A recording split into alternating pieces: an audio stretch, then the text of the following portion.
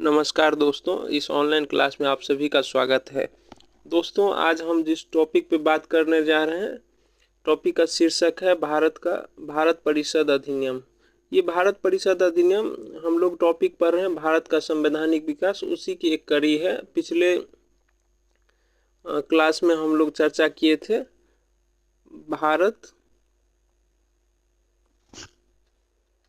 भारत शासन अधिनियम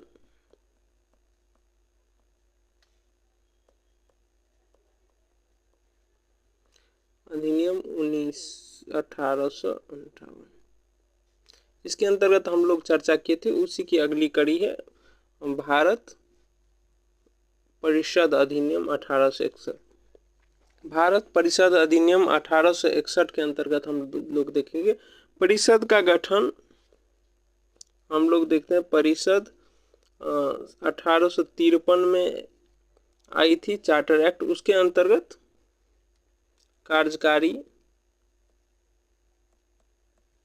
कार्यकारी गवर्नर जनरल को जो कार्यकारी निकाय थे उनको अलग कर दिया गया था। हम लोग देखे थे केंद्रीय कानून बनाने का अधिकार। सबसे पहले देख चुके हैं हम लोग कि धीरे धीरे कानून बनाने का अधिकार प्रांतों से ले लिया गया।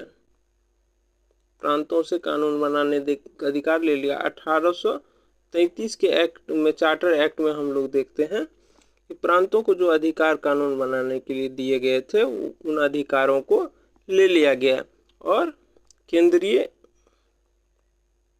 कार्यकारिणी परिषद अब पूरे भारत के लिए कानून बना सकती थी। उसके बाद हम लोग देखते हैं कि फिर चार्टर एक्ट 1853 आता है। इसके अंतर्गत केंद्रीय कार्यकारी परिषद को केंद्रीय विधान परिषद,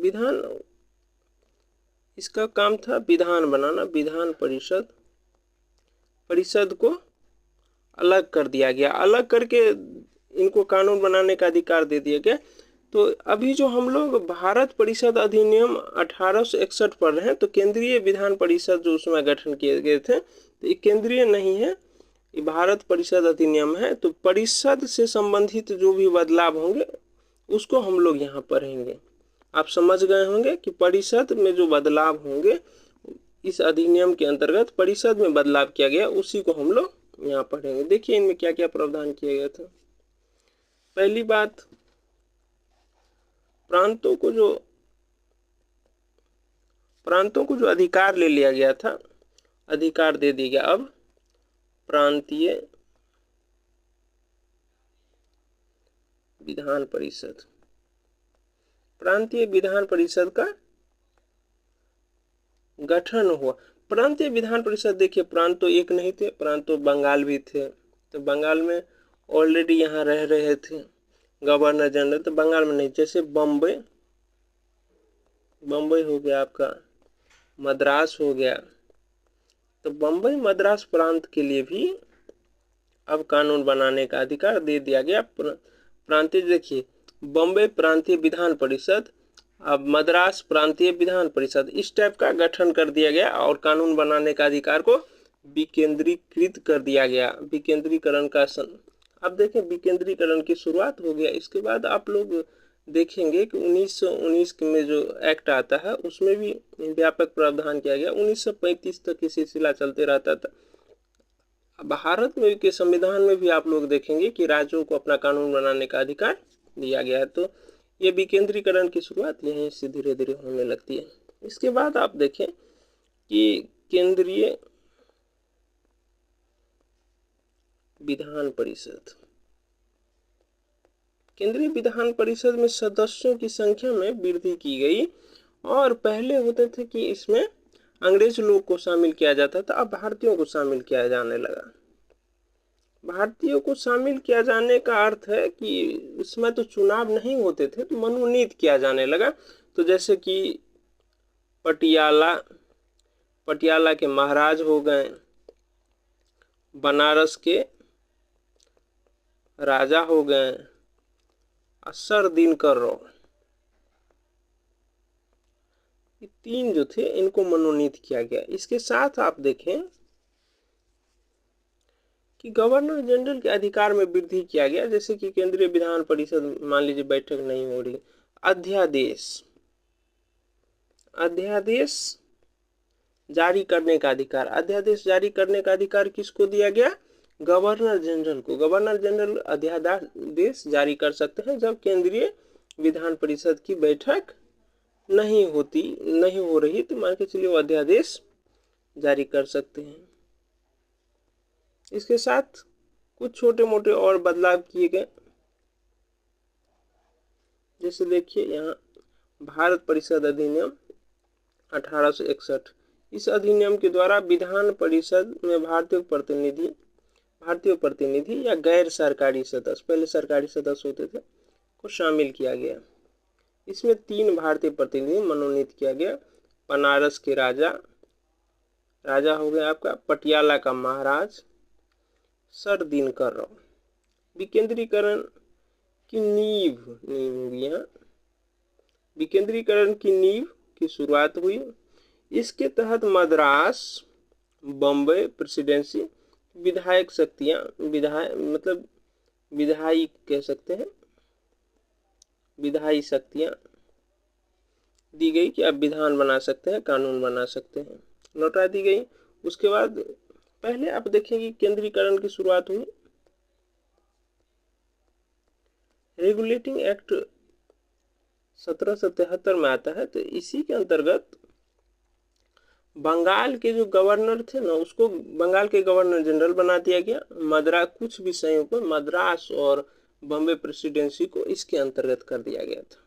उसके बाद 1833 के चार्टर एक्ट में आप देखें तो कानून बनाने का अधिकार जो बॉम्बे और मद्रास को दिया गया तो वो भी छीन लिया गया। इसके अंतर्गत देखिए वही बात यहाँ लिखी हुई है। यह 1773 में केंद्रीकरण प्रवृत्ति की उलट थी।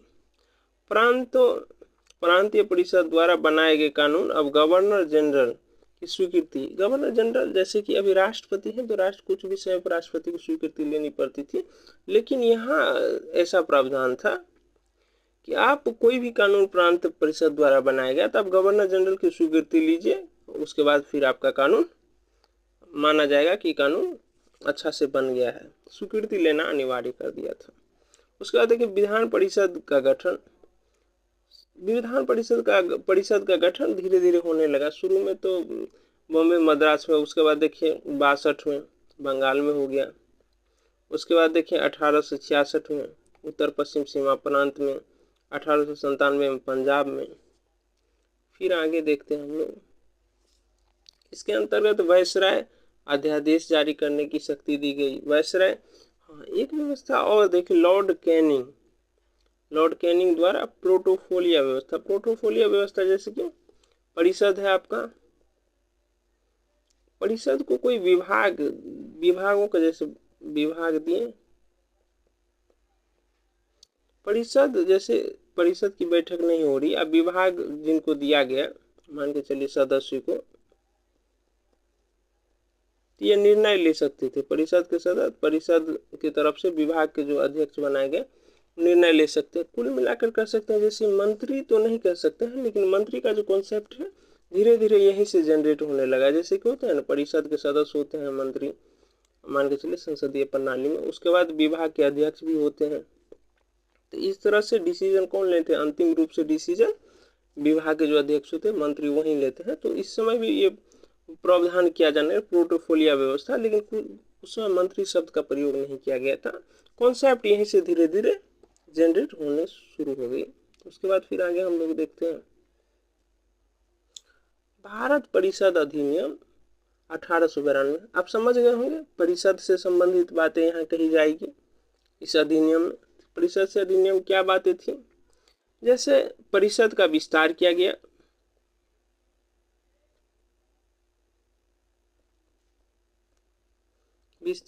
गया, उसके बाद अधिकार, परिषद को अधिकार दिया गया। क्या अधिकार थे? बजट पर आप बहस कर सकते हैं, लेकिन मतदान नहीं कर सकते थे। उसके बाद दिया गया प्रश्न पूछ सकते हैं, प्रश्न पूछ सकते हैं, लेकिन पूरक प्रश्न, पूरक प्रश्न कहने का आशय यहाँ यह है, पूरक प्रश्न नहीं पूछे। पूरक जैसे कि पूछे कि रक्षा बजट पर कितना खर्च हो रहा है, तो मंत्री कुछ उत्तर दिए, मंत्री नहीं, उस समय जो प्रोटोफोलिया जो दिए गए थे, उनके जो अध्यक्ष होते थे, मान के चलो उस विभाग के अध्यक्ष जो होते थे, सर्विस होते थे, उससे पूछा गया कि आप रक्षा बजट पर कितने रुपए खर्च करते हैं, तो उत्तर दिए कि मान के चलिए कि 2 लाख रुपया या 4 लाख रुपया। उसके बाद फिर आप आगे प्रश्न नहीं पूछ सकते हैं कि 2-4 लाख रुपया किन किन विषयों पे खर्च करते हैं, तोप पे कितना खर्च करते हैं, राइफल पे कितना खर्च। इस तरह से प्रश्न आप पूरक प्रश्न नहीं पूछे, प्रश्न से निकलने वाले प्रश्न को ही पूरक प्रश्न कहते हैं, तो पूरक प्रश्न नहीं पूछ सकते थे। उसके बाद फिर आप देखिए कि प्रांतों में भी आगे वितरण किया गया, प्रांतों में भी परिषद में विस्तार किया गया। फिर आगे हम लोग देखते हैं भारतीय परिषद अधिनियम 1892। इसके माध्यम से केंद्रीय और प्रांतीय परिषदों में गैर सरकारी सदस्यों की संख्या में वृद्धि की गई। हालांकि बहुमत सरकारी सदस्यों की रही।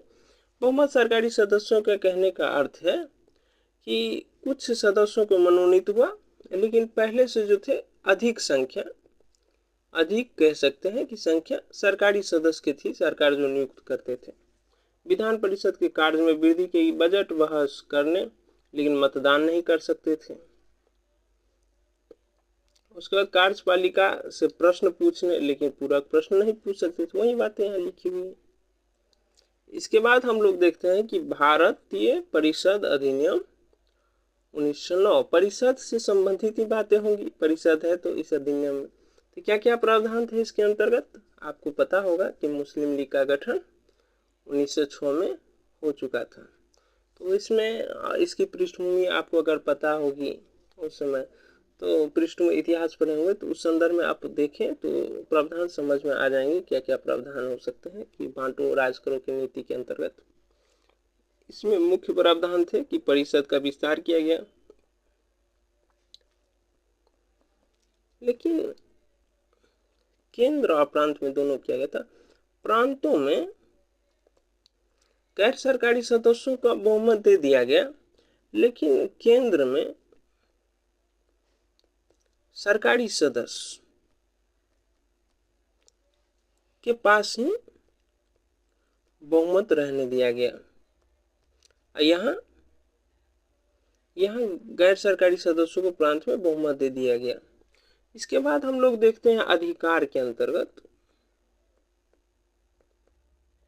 अधिकार के अंतर्गत आप देखें तो प्रश्न पूछने का अधिकार दे दिया गया था, प्रश्न पूछने का अधिकार तो पहले ही दे दिया गया था, तो आप पूरक प्रश्न पूछ सकते थे। इसके साथ ही बजट के कुछ विषयों को छोड़कर आप उस पर मतदान कर सकते थे। किस पर? बजट पर आप मतदान कर सकते थे, लेकिन कुछ विषय को छोड़ना, जैसे रक्षा से संबंधित या अन्य कोई विषय जो गवर्नर जनरल के लिए महत्वपूर्ण रखते होंगे, तो उन विषयों पर आप मतदान नहीं कर सकते। इस पर मतदान करने का अधिकार दे दिया गया। इसके साथ ही कार्यकारिणी, केंद्रीय कार्यकारिणी परिषद थी, केंद्रीय कार्यकारिणी परिषद में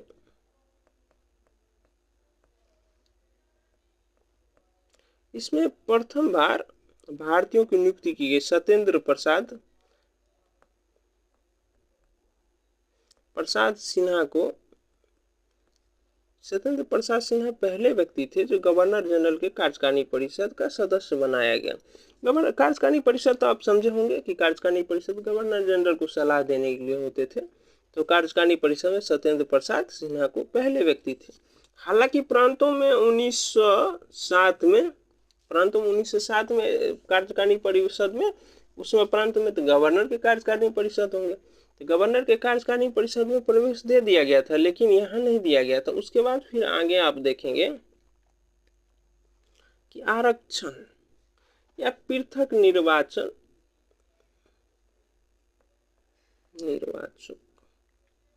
मंडल, पृथक निर्वाचन का मंडल का यह अर्थ होता है कि जैसे कि एक क्षेत्र है, इस क्षेत्र में जिसके लिए पृथक किया गया, जैसे यहाँ मुस्लिम समुदाय के लिए दिया गया, तो यहाँ इस क्षेत्र में मुस्लिम लोग ही खड़े हो सकते थे। मान लीजिए क्षेत्र है, मुस्लिम जो भी मुस्लिम है वही खड़े हो सकते थे। उसके साथ ही यहाँ मुस्लिम मतदाता ही मतदान कर सकते थे, मतदान भी वही कर सकते थे। यहाँ हिंदू जो है वो मतदान नहीं कर सकते थे, सिख नहीं मतदान कर सकते थे, पारसी नहीं मतदान कर सकते थे। मतदान करने का अधिकार भी मुस्लिम को दिया गया, जो जहाँ पृथक निर्वाचन मंडल का व्यवस्था किया गया, और वहाँ उसके साथ खड़ा भी वही हो सकते थे प्रतिनिधि के रूप में, मतदान भी कर सकते थे वही। तो इसके साथ हम लोग आगे फिर देखते हैं,